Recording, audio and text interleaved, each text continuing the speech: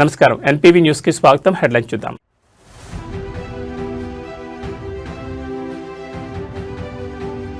AP పారిశ్రామిక చరిత్రలో సరికొత్త అధ్యాయం.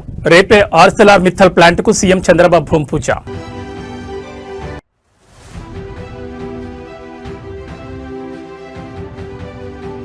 సిద్దిపేట జిల్లాలో సీఎం రేవంత్ పర్యటన. ఆయిల్ ఫామ్ ఫ్యాక్టరీ ప్రారంభోత్సవం, రిఫైనరీకి శంకుస్థాపన.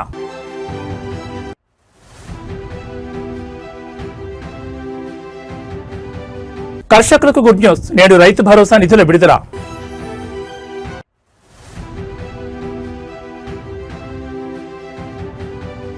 హస్తం పార్టీకి సీనియర్ నేత జీవన్ రెడ్డి గుడ్ బై. రాజీనామా డేట్ ఫిక్స్.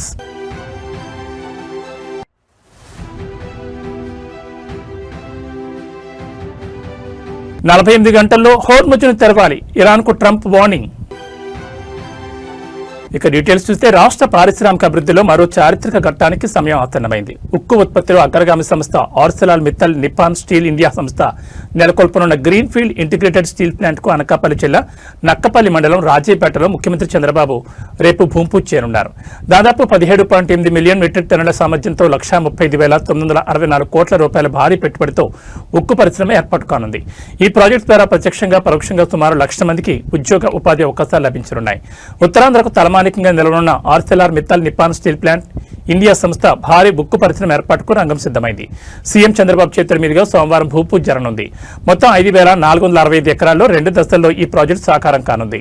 మొదటి దశలో 7.3 మిలియన్ మెట్రిక్ టన్నులు, రెండవ దశలో 10.5 మిలియన్ మెట్రిక్ టన్నుల సామర్థ్యంతో ఉక్కు ఉత్పత్తి చేయనుంది. స్టీల్ ప్లాంట్కు అనుబంధంగా 50 మిలియన్ మెట్రిక్ టన్నుల సామర్థ్యంతో అదనంగా 316 ఎకరాల్లో క్యాప్ 2 పోర్టును కూడా ఏఎంఎన్ఎస్ ఇండియా ఏర్పాటు చేయనుంది. దీనికోసం ప్రత్యేకంగా 11,198 కోట్ల రూపాయలు పెట్టుబడి పెట్టనుంది. దీంతో మరో 6,000 మందికి ఉద్యోగ అవకాశాలు లభించనున్నాయి. ఏఎంఎన్ఎస్ ఇండియా ప్లాంట్ ఏర్పాటుతో విశాఖ ఎకనామిక్ రీజియన్ పరిశ్రమల హబ్ గా రూపుదిద్దుకోనుంది.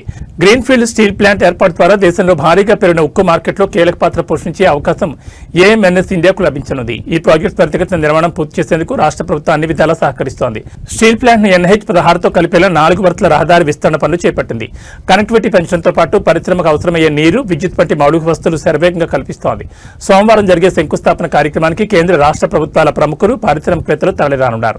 సీఎం చంద్రబాబు, కేంద్ర ఉక్కు భారీ పరిశ్రమల మంత్రి హెచ్డి కుమారస్వామి, కేంద్ర మంత్రి భూపతిర శ్రీనివాస్ వర్మ, ఉప ముఖ్యమంత్రి పవన్ కళ్యాణ్, లోకేష్ ముఖ్య అతిథులుగా హాజరు కానున్నారు. Arcelor Mittal executive chairman Lakshmi Mittal, AMNS India chairman Aditya Mittal భూమి పూజలో పాల్గొనున్నారు.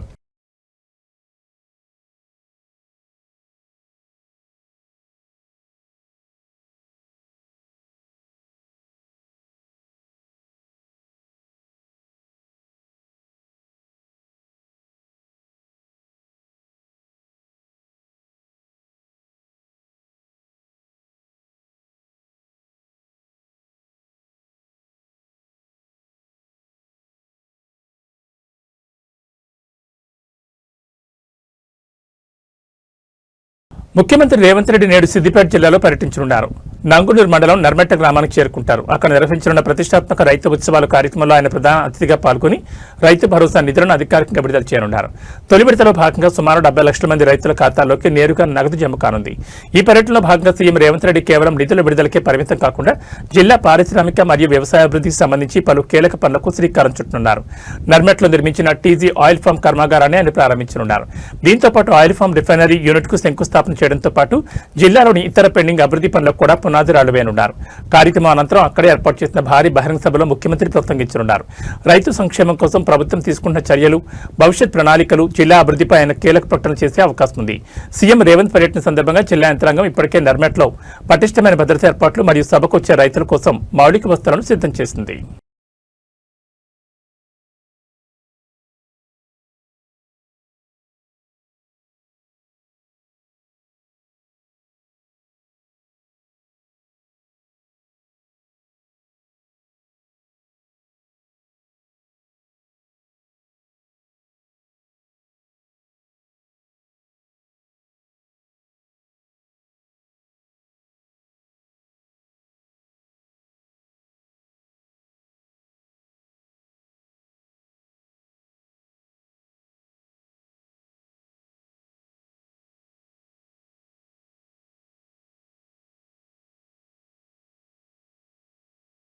తెలంగాణ రైతులకు ప్రభుత్వం నేడు గుడ్ న్యూస్ చెప్పనుంది. ఈ రోజు రైతు భరోసా నిధులను విడుదల చేయనుంది. సిద్దిపేట జిల్లా నర్మెట్లో జరగనున్న బహిరంగ సభలో ముఖ్యమంత్రి రేవంత్ రెడ్డి పాల్గొనున్నారు. ఈ సందర్భంగా రైతులకు యాసంగిలో పెట్టుబడి సాయం కింద నిధులు విడుదల చేయనున్నారు. ఇప్పటికే ముఖ్యమంత్రి బహిరంగ సభ కోసం అధికారులు అన్ని ఏర్పాట్లు చేశారు. 3 విడతలుగా ఈ నిధులను విడుదల చేయనున్నారు. రైతు భరోసా నిధులను విడుదల చేయడంలో ప్రభుత్వం జాప్యం చేస్తుందని ప్రతిపక్షాల విమర్శలకు ఈ సభ ద్వారా సమాధానం చెప్పనున్నారు. రైతుల ప్రయోజనాలకు తమ ప్రభుత్వం కట్టుబడి ఉందనే సంకేతాలను అన్నదాతల సమాజానికి పంపే ప్రయత్నం చేయనున్నారు. తెలంగాణలో త్వరలో ఎంపీటీసీ, జడ్పీటీసీ ఎన్నికలు జరగనున్నాయి. ఈ ఎన్నికల కంటే ముందుగానే రైతు భరోసా నిధులను జమ చేయాలని రేవంత్ రెడ్డి నిర్ణయించారు. మున్సిపల్ ఎన్నికలు పూర్తయిన వెంటనే రైతు భరోసా నిధులు జమ చేస్తామని రేవంత్ రెడ్డి చేసిన ప్రకటన నిజం చేసేలా ప్రభుత్వం అడుగులు వేస్తోంది.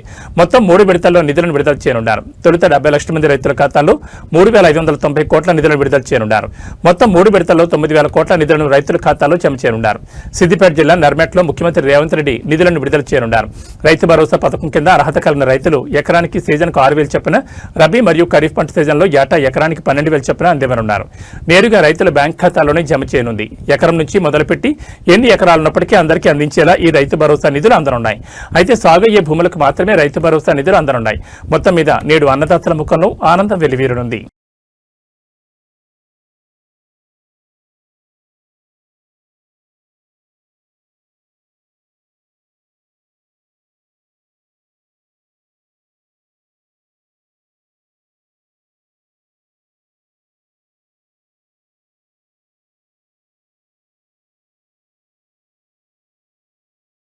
జగిత్యాల రాజకీయం కొన్ని రోజులుగా రాష్ట్ర వ్యాప్తంగా సంచలనం సృష్టిస్తోంది. పార్టీపై అసంతృప్తితో ఉన్న కాంగ్రెస్ సీనియర్ నేత జీవన్ రెడ్డి పార్టీని వీడేందుకు సిద్ధమయ్యారు.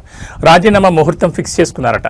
ఈ నెల 25న అనుచరులతో కలిసి జీవన్ రెడ్డి రాజీనామా చేయనున్నట్టు తెలుస్తోంది. ఇక 27 నుంచి గ్రామాల బాట పట్టనున్నారు. గ్రామాల్లో తిరుగుతూ పార్టీ మార్పుపై ప్రజలను అడిగి అభిప్రాయం తెలుసుకోనున్నారు. తనకు జరిగిన అన్యాయం, పార్టీ ఫిరాయింపులపై ప్రజలకు వివరించాలనే యోచనలో ఆయన ఉన్నారు. ఏప్రిల్ 10 లోపు బీఆర్ఎస్ లో చేరనున్నట్టు తెలుస్తోంది. హైదరాబాద్ కి లేదా ఫామ్ హౌస్ కి రావాలని బీఆర్ఎస్ వర్గాలు కోరినట్లు సమాచారం. జగిత్యాలలో బహిరంగ సభ ఏర్పాటు చేసి తీరతానని, కేసీఆర్ రావాలని జీవన్ చెప్పినట్లు తెలుస్తోంది. మరోవైపు ఇప్పటికే 10 దఫాలుగా జీవన్ రెడ్డిని కాంగ్రెస్ పెద్దలు బుజ్జగించారు. మంత్రులు వచ్చి కూల్చేసే ప్రయత్నం చేసినా ససేమిరా అన్నారు. కరీంనగర్ మంత్రులు శ్రీధర్ బాబు, అడ్లూరు లక్ష్మణ్, డీసీసీ అధ్యక్షుడు చొప్పదండి ఎమ్మెల్యే మేడిపల్లి సత్యం నచ్చజెప్పినా ఫలితం లేకుండా పోయింది.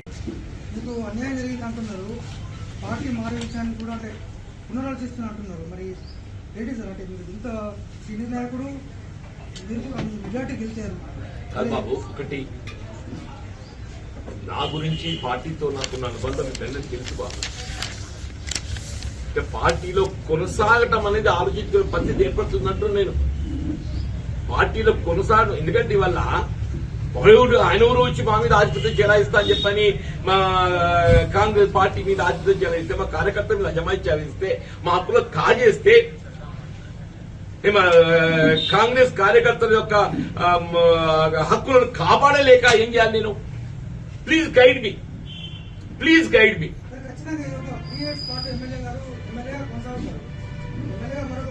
డెఫినెట్లీ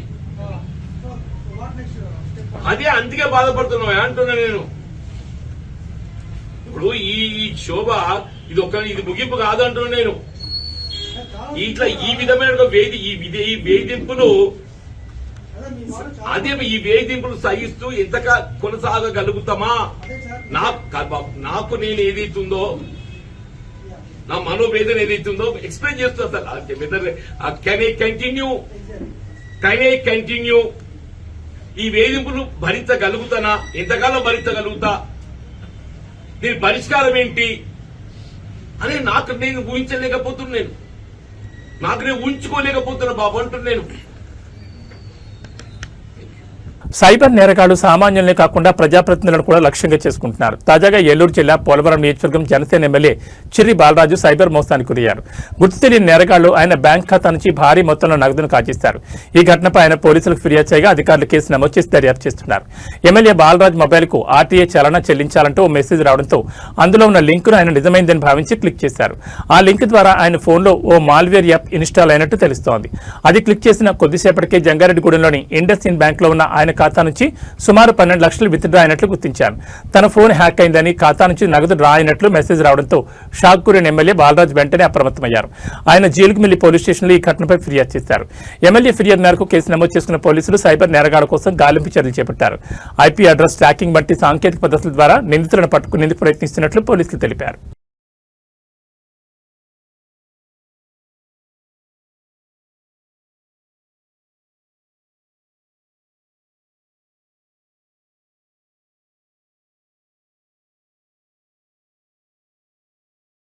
విశాఖపట్నంలో గీతం యూనివర్సిటీ వ్యవహారం మరోసారి తీవ్ర చర్చనీయాంశంగా మారింది. కోర్టులో కేసులు నడుస్తున్నప్పటికీ అధికార బలాన్ని అడ్డుపెట్టుకుని గీతం యాజమాన్యం పరితెగించిందనే విమర్శలు వెలువెత్తున్నాయి. వివాదాస్పద భూముల్లో అడ్డగోలుగా నిర్మాణ పనులు చేపట్టడం ఇప్పుడు తీర ప్రాంతంలో హాట్ టాపిక్ గా మారింది. గీతం భూములకు సంబంధించి వివాదం ఇంకా న్యాయస్థానం పరిధిలోనే ఉంది. స్టేటస్ కో ఉన్నప్పటికీ అక్కడ భారీ ఎత్తున నిర్మాణ పనులు ప్రారంభించడం సంచలనం రేపుతోంది.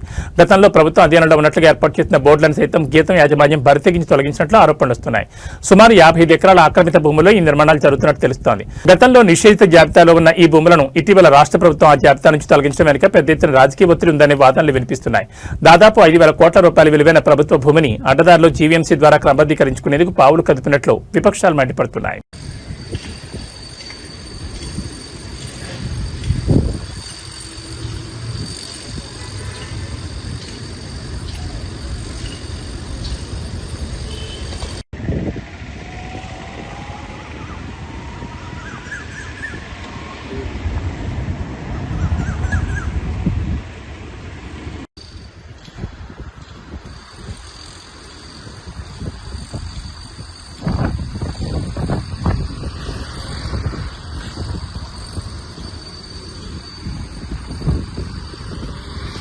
చిత్తూరు జిల్లాలో నిషేధిత పొగాకు ఉత్పత్తుల అక్రమ రవాణాపై పోలీసులు ఉక్కుపాదం మోపారు. అంతర్రాష్ట్ర సరిహద్దుల గుండా గుట్టుచప్పుడు కాకుండా సాగుతున్న స్మగ్లింగ్ ముఠా ఆట కట్టించారు. ఇరువారం పరిసరాల్లో తనిఖీలు చేపట్టిన పోలీసులు భారీగా కోలిప్స్ పొగాకు ఉత్పత్తులను స్వాధీనం చేసుకున్నారు. చిత్తూరు ఇరువారం మధ్య పోలీసుల వాహన తనిఖీలు నిర్వహిస్తుండగా అనుమానాస్పదంగా వస్తున్న 2 ఇన్నోవా కారులను అడ్డుకున్నారు. ఆ కారులో తనిఖీ చేయగా సుమారు 10 లక్షల రూపాయల విలువైన నిషేధిత పొగాకు ఉత్పత్తులు కోలిప్స్ లభ్యమయ్యాయి. వీటితో పాటు రవాణాకు ఉపయోగిస్తున్న 2 ఇన్నోవా కార్లను పోలీసులు సీజ్ చేశారు. ఈ అక్రమ రవాణాకు పాల్పడుతున్న కర్ణాటకకు చెందిన 3 స్మగ్లర్లను పోలీసులు అదుపులోకి తీసుకున్నారు. ఇతర రాష్ట్రాల నుంచి ఏపీలోకి ఈ నిషిద్ధ పదార్థాలను సరఫరా చేస్తున్న ముఠా వెనుక ఉన్న సూత్రధారుల కోసం పోలీసులు కూపీలాగుతున్నారు.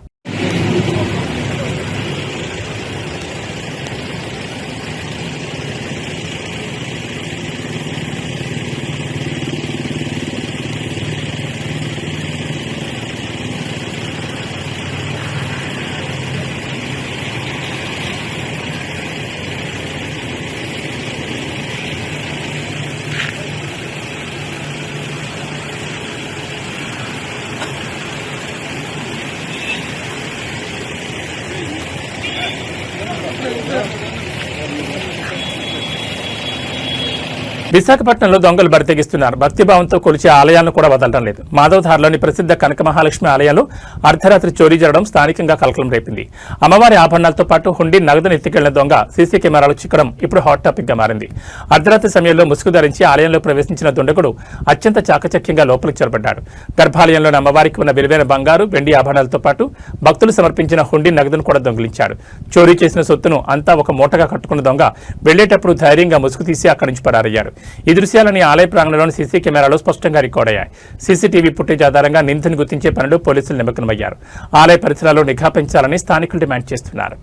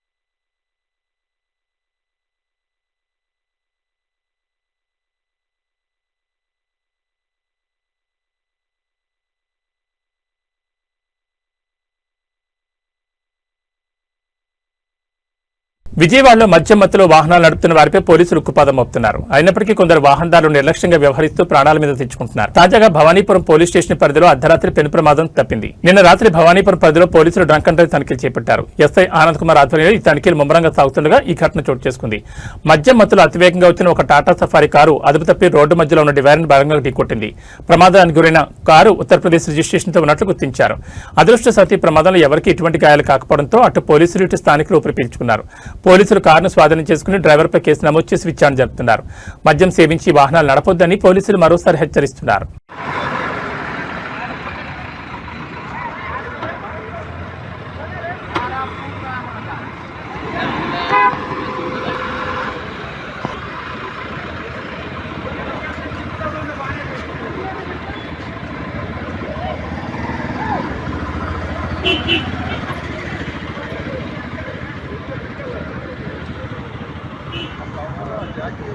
మీ వాహనంపై ట్రాఫిక్ చలాన్లు ఉన్నాయా? తర్వాత చూద్దాంలే, ప్రభుత్వం ఎప్పుడైనా డిస్కౌంట్ ఆఫర్లు ప్రకటించడం కట్టుకోవచ్చని లైట్ తీసుకుంటున్నారా? అయితే మీరు భారీ చిక్కుల్లో పడబోతున్నారు. ఏప్రిల్ 1, 2026 నుంచి ట్రాఫిక్ నిబంధనలు అస్సలు ఊహించని విధంగా కఠినం కాబోతున్నాయి.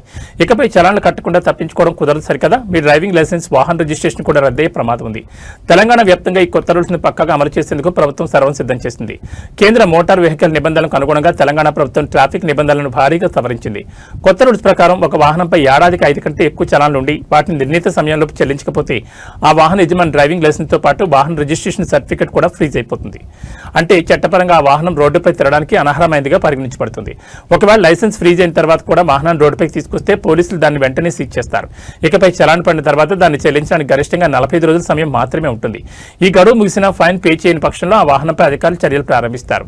వాహనాన్ని రోడ్డు మీద నడపకపోయినా ఇంట్లో పెట్టుకున్నా సరే డేటాబేస్ లో అది బ్లాక్ లిస్ట్ లోకి వెళ్ళిపోతుంది.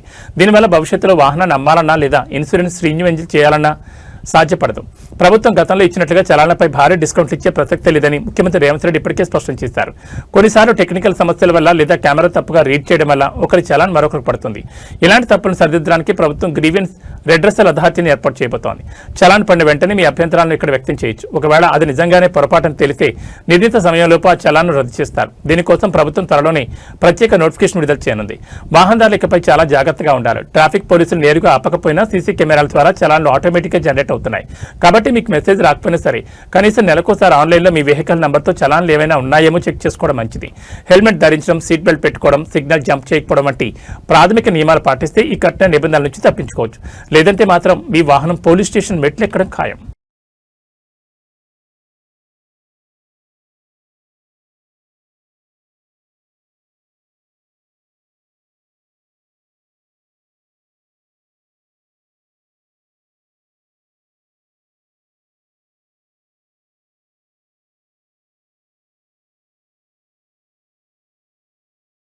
ఇరాన్ తీరుపై అమెరికా అధ్యక్షుడు డొనాల్డ్ ట్రంప్ తీవ్రస్థాయిలో విరుచుపడ్డారు. రాబోయే 48 గంటల్లో హోర్ముజ్ జలసంధిని పూర్తిగా తెరవకపోతే ఇరాన్లోని అతిపెద్ద విద్యుత్ కేంద్రాలతో పాటు పలు కీలక ప్లాంట్లను బాంబులతో నేలమట్టం చేస్తామని ఆయన హెచ్చరించారు.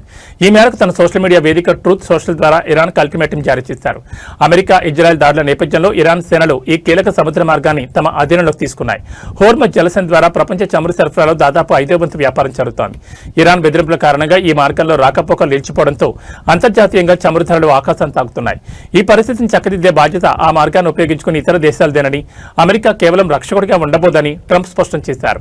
అయితే ఇరాన్ కనుక మొండిగా వ్యవహరిస్తే మాత్రం భారీ మూల్యం చెల్లించుకోక తప్పదని హెచ్చరించారు. మరోవైపు అంతర్జాతీయ మార్కెట్లో చమురు కొరతను తగ్గించేందుకు ట్రంప్ ప్రభుత్వం కీలక నిర్ణయం తీసుకుంది. గత శుక్రవారం నాటికి నౌకల్లో లోడ్ చేసిన ఇరాన్ చమురుపై ఆంక్షలను తాత్కాలికంగా తొలగిస్తున్నట్లు ప్రకటించింది. దీనివల్ల సుమారు 140 మిలియన్ బారెళ్ల చమురు గ్లోబల్ మార్కెట్లోకి అందుబాటులోకి వస్తుందని America treasury secretary Scott Besant వెల్లడించారు. ఇది ఇంధన సరఫరాపై ఉన్న ఒత్తిడిని కొంత మేర తగ్గిస్తుందని విశ్లేషకులు భావిస్తున్నారు. ఇరాన్ మరియు ఇజ్రాయెల్ మధ్య జరుగుతున్న ఈ పోరు ఇప్పుడు కొత్త మలుపు తిరిగింది. ఇరాన్ దళాలు తొలిసారిగా సుదూర లక్ష్యాలను ఛేదించే లాంగ్ రేంజ్ క్షిపణులను ప్రయోగించినట్లు ఇజ్రాయెల్ అధికారులు ఆరోపిస్తున్నారు. దీనివల్ల యుద్ధం కేవలం మధ్యప్రాచ్యానికే పరిమితం కాకుండా ఇతర ప్రాంతాలకు కూడా వ్యాపించే ప్రమాదం ఉందని అంతర్జాతీయ సమాజం ఆందోళన వ్యక్తం చేస్తోంది.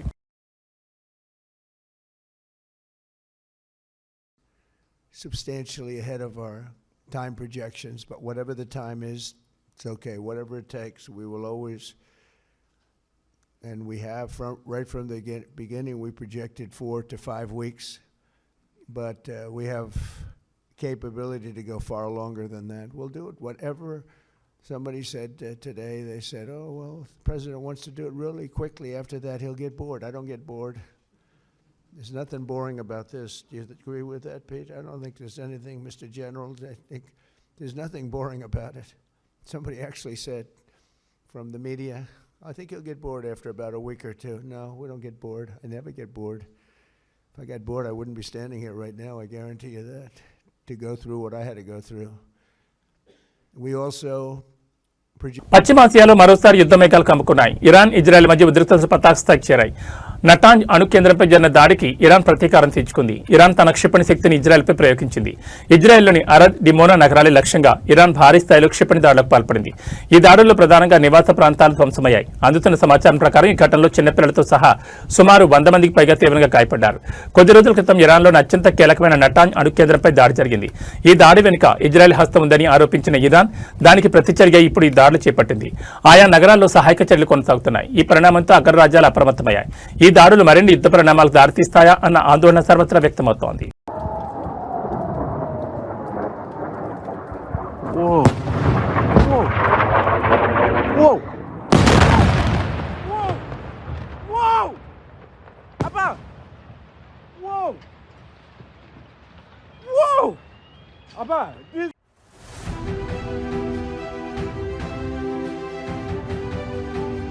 ఏపీ పారిశ్రామిక చరిత్రలో సరికొత్త అధ్యాయం.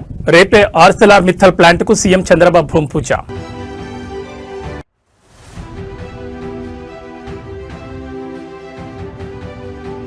సిద్దిపేట జిల్లాలో సీఎం రేవంత్ పర్యటన. ఆయిల్ ఫామ్ ఫ్యాక్టరీ ప్రారంభోత్సవం, రిఫైనరీకి శంకుస్థాపన.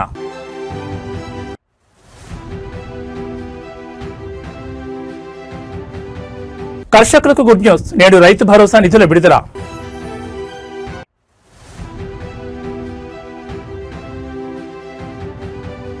హస్తం పార్టీకి సీనియర్ నేత జీవన్ రెడ్డి గుడ్ బై. రాజీనామా డేట్ ఫిక్స్.